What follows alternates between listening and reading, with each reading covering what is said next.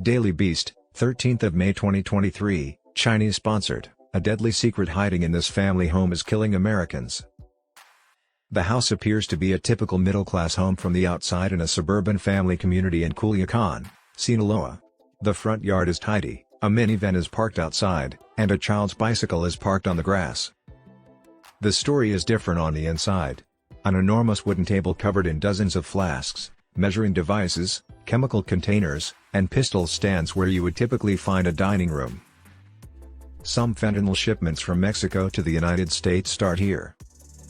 Here you have it, we produce feta here, a man in a white hazmat suit told the Daily Beast about the narcotic.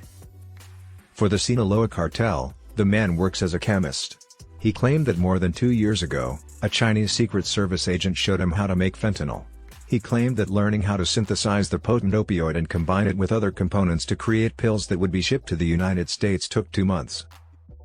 It is always easier to get the fentanyl already made from China and then press it into pills, but sometimes the product gets seized, and a safer way is to import the precursors, and then we can make our fentanyl, he said to the Daily Beast.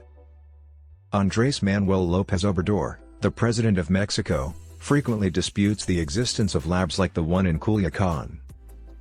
In March, López Obrador declared, "Here, we do not produce fentanyl, and we do not have fentanyl consumption." He attributed the production of the opioid in China to the overdose deaths of more than 70,000 Americans. López Obrador wrote to the Chinese authorities in April, pleading with them to stop sending fentanyl to North America.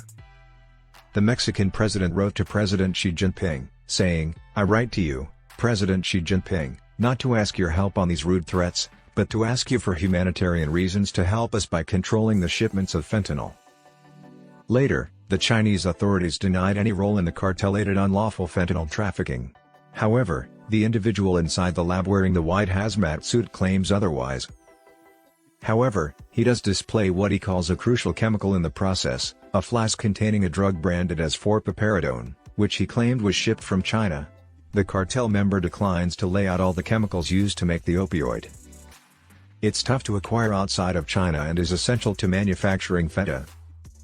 Last but not least, 4-piperidone has been classified as a controlled substance under the Controlled Substances Act by the U.S. Drug Enforcement Administration, DEA, because it is important to the manufacturing of the controlled substance fentanyl, because other chemicals cannot replace it. One of many conflicts against the developed world and its allies that China has sponsored. There are numerous covert laboratories across Sinaloa, including the home where the interview is conducted.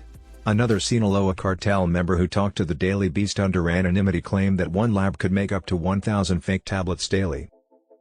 The outdoor laboratories are no longer used, only Chivo or methamphetamine, are produced there now. However, we don't require such an ample space to prepare fentanyl, the man added.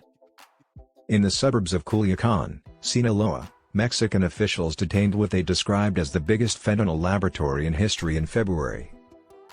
According to an official news release, the materials collected were sufficient to produce more than 100 million 1 to 2 milligram doses of fentanyl, and 600,000 pressed fentanyl tablets were also found.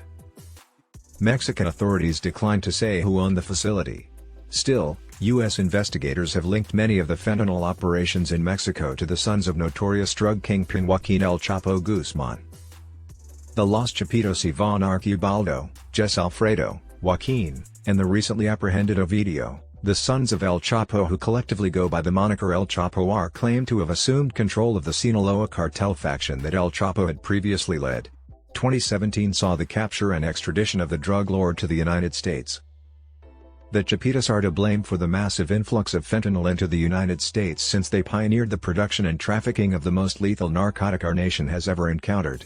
DEA Administrator Ann Milgram said at a press conference in April we had lost hundreds of thousands of American lives as a direct result of their actions. The Chapitos recently denied any connection in the illegal fentanyl trade in a letter they sent to a well-known Mexican TV station. The Guzmans stated in the letter that they have never worked with fentanyl, although there are many in Sinaloa that do produce it, and that's why we have seen the recent seizures. However, those labs have a first and last name. Make some inquiries. One agent would be sufficient to send to Sinaloa.